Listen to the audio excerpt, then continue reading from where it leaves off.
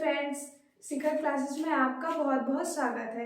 कल आप लोगों ने संस्कृत के उपसर्ग पढ़े थे, ठीक है। और उपसर्ग के बारे में भी बहुत कुछ आप लोगों ने पढ़ा था कि उपसर्ग का अर्थ क्या होता है, उपसर्ग किन शब्दों से मिलकर बना हुआ है, उपसर्ग की परिभाषा।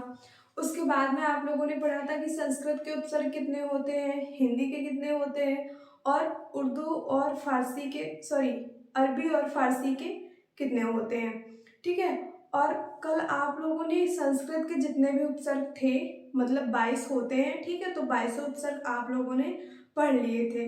लेकिन आज आप पढ़ेंगे हिंदी के उपसर्ग, ठीक है। तो देखिए मैंने यहाँ पे लिखा हुआ है कि हिंदी के उपसर्गों की संख्या कितनी होती है, 13। मैंने कल आपको बताया था कि कभी कभी एग्जाम में डायरेक्ट पूछ लिया जाता है कि संस्कृत के उपसर्गों की संख्या कितनी है और हिंदी के उपसर्गों की संख्या कितनी है, अरबी और फारसी के उपसर्गों की संख्या कितनी है। तो आपको ये जानना बहुत जरूरी है कि हिंदी के जो उपसर्ग होते हैं वो 13 होते हैं, संस्कृत के 22 होते हैं, अरबी और फारसी के मिलाकर 19 होते हैं, ठीक है। तो पहले तो आप हिंदी के पढ़ लीजिए, उसके बाद हम पढ़ेंगे क्या, अरबी और फारसी के। तो हिंदी के जो उपसर्ग हैं उनमें सबसे पहले आ आता है, ठीक है। तो हम पढ़ेंगे क्या, आ उपसर्ग के बारे में। तो आ का अर्थ होगा जो वो क्या होगा, अभाव या निषेध। इससे शब्द कौन कौन से बनेंगे, मतलब आ उपसर्ग से कौन कौन से शब्द बनेंगे। तो देखिए यहाँ पर आपका अछूता, आ से कौन सा शब्द बना है, अछूता। और अथाह, अटल, ठीक है। उसके बाद देखिए अन उपसर्ग से कौन कौन से आपके शब्द बनेंगे। अन का जो अर्थ होता है वो अभाव और निषेध ही होता है। आ का भी वही अर्थ है और अन का भी वही अर्थ है। देखिए जो अन उपसर्ग से शब्द बने हुए वो तो है आपका एक अनमोल, ठीक है।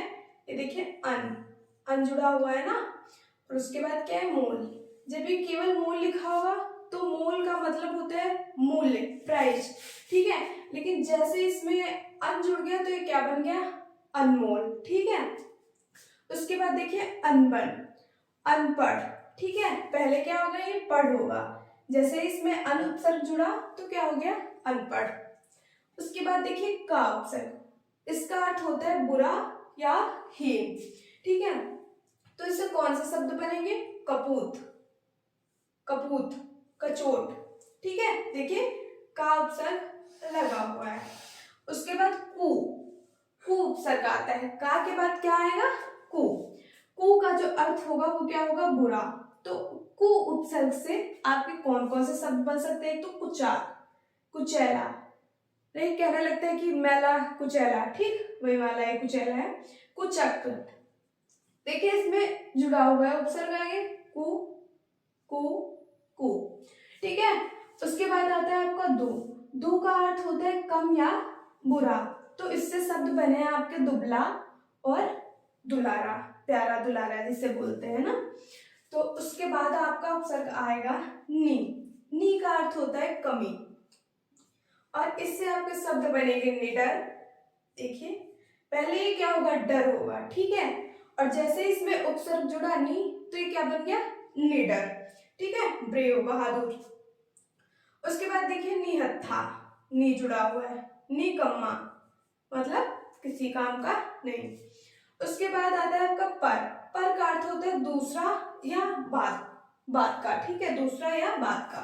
तो इससे पर से कौन से बनेंगे, पर लोग, पहले क्या होगा, लोग होगा, और इसमें क्या जुड़ गया उपसर्ग, पर, तो ये क्या हो गया, पर लोग, मतलब दूसरा लोग, ठीक है। यहाँ पे देखिए अर्थ लिखा हो दूसरा या बात का। परोपकार, अब परोपकार में आप लोग एक चीज देखिए, यहाँ पर क्या लिखा हुआ है कि पर, यहाँ पे क्या है, परो।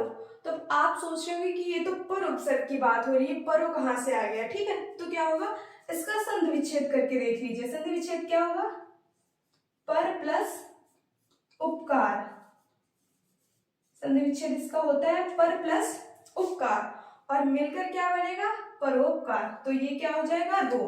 तो उसका जैसे ही संधि विच्छेद किया आपने देखा कि पर उपसर्ग निकल कर आ रहा है।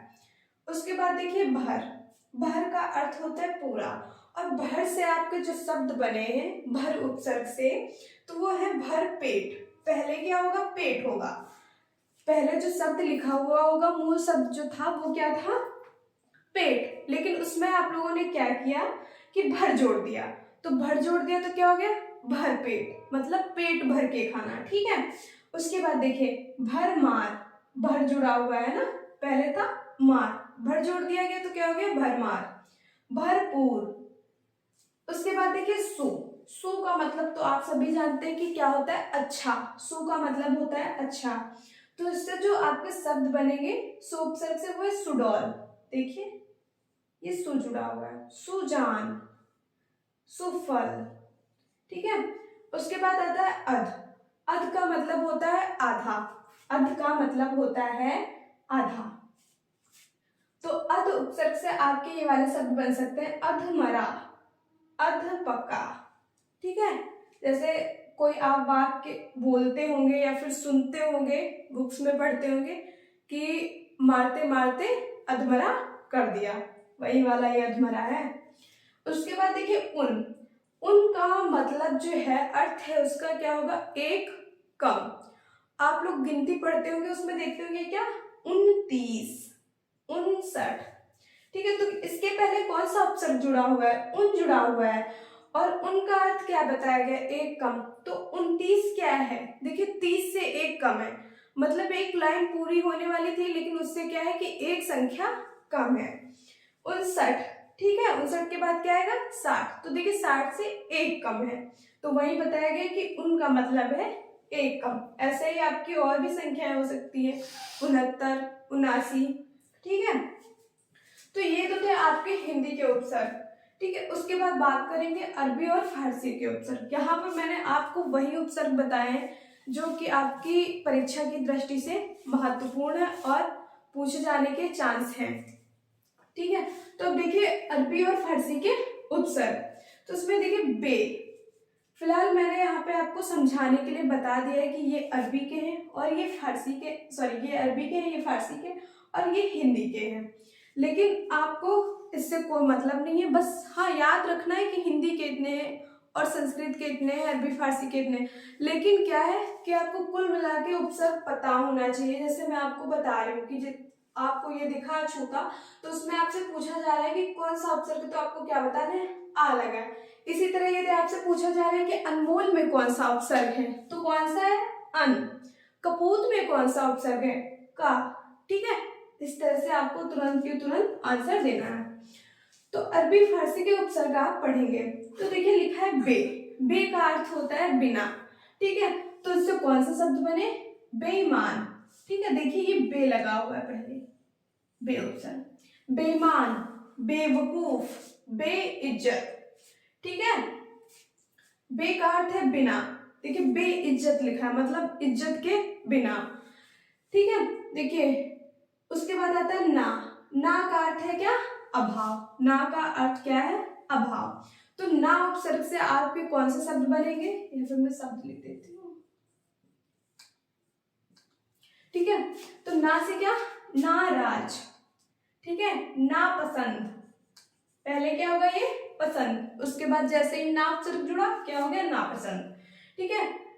देखिए पहले यहाँ पर कौन सा शब्द होगा, लायक, मतलब किसी चीज के लायक इसका अर्थ हुआ। और जैसे इसमें ना उपसर्ग जुड़ गया तो ये क्या बन गया, नालायक। ठीक है। उसके बाद देखिए सर, सर का जो अर्थ होगा वो होगा क्या, मुख्य। सरदार, कहेंगे कि ये गैंग का सरदार है ना, ऐसे बोलते हैं। तो क्या हो गया कि सरदार है, सरदार का मतलब क्या होता है, मुख्य। जैसे बोला आपने अभी, मैंने बताया कि गैंग का सरदार, तो पूरी गैंग का जो क्या है वो सरदार है। ठीक है। तो वो क्या, मुख्य हो गया गैंग का। तो वही यहाँ पे बताया गया कि सर का अर्थ होता है मुख्य, सरदार। सरपंच, ठीक है, सरकार। कम का जो होगा, कम उपसर्ग है, उसका अर्थ है थोड़ा या हीन। हीन का मतलब क्या होता है, नीच। ठीक है। तो देखिए इससे जो कम उपसर्ग से आपके शब्द बनेंगे वो कौन से, कमजोर। पहले यहाँ पर क्या लिखा हुआ होगा, जोर। ठीक है। और जैसे ही इसमें कम उपसर्ग मिला तो ये क्या बन गया, कमजोर। ऐसे ही देखिए यहाँ पर लिखा हुआ था क्या, अक्ल, और उसमें उपसर्ग जुड़ गया क्या, कम, तो ये क्या बन गया, कम अक्ल। उसके बाद बात करते हैं खुश की। तो खुश का अर्थ तो आप सभी जानते हैं, अच्छा होता है, प्रसन्न, ठीक है। तो देखिए खुश का अर्थ होता है अच्छा, और हम यहाँ पर देखेंगे इससे कौन कौन से खुश उपसर्ग से कौन कौन से शब्द बने हैं। तो देखिए खुशबू, यहाँ पे ये वाली पाई लगेगी, खुशबू, खुशहाल, खुशनसीब, ठीक है। खुशबू कहेंगे बड़ी अच्छी सुगंध आ रही है ना, खुशबू आ रही है, वही खुशहाल, खुशनसीब। उसके बाद बात करते हैं ला की। तो ला का अर्थ होता है रहित। तो इससे कौन सा शब्द बनेंगे, लाचार, ये देखिए ला जुड़ा हुआ है, लाचार, लाजवाब। लाजवाब मतलब कोई चीज की यदि आप बात कर रहे हैं तो कहेंगे बहुत ही अच्छी है, लाजवाब है, कोई जवाब नहीं उसका है, ठीक है भाई। ये लाजवाब यहाँ पे लिखा हुआ है, लाजवाब, लावारिस, ठीक है। तो ये तो इतनी बात हो गई आपकी अरबी और फारसी के उपसर्ग की। इसके पहले आप लोगों ने पढ़ा हिंदी के उपसर्ग, और पिछले वीडियो में आप लोगों ने संस्कृत के उपसर्ग पढ़े थे। अब कुछ जो उपसर्ग हैं वो आपके इंग्लिश के भी हैं, जो आपकी परीक्षा की दृष्टि से महत्वपूर्ण है, या फिर हो सकता है पूछ लिए जाए, ठीक है। तो जो इम्पोर्टेंट थे वो मैंने यहाँ पे लिखे हुए हैं, ये है इंग्लिश के, ये इंग्लिश के आपके उपसर्ग हैं। तो पहले देखिए जनरल। जनरल का अर्थ क्या होगा, प्रधान। और जनरल शब्द से, जनरल उपसर्ग से आपके कौन से शब्द बनेंगे, जनरल मैनेजर, जनरल सेक्रेटरी। उसके बाद बात आती है चीफ की। तो चीफ का अर्थ क्या होता है, प्रमुख, ठीक है। Chief minister, chief engineer.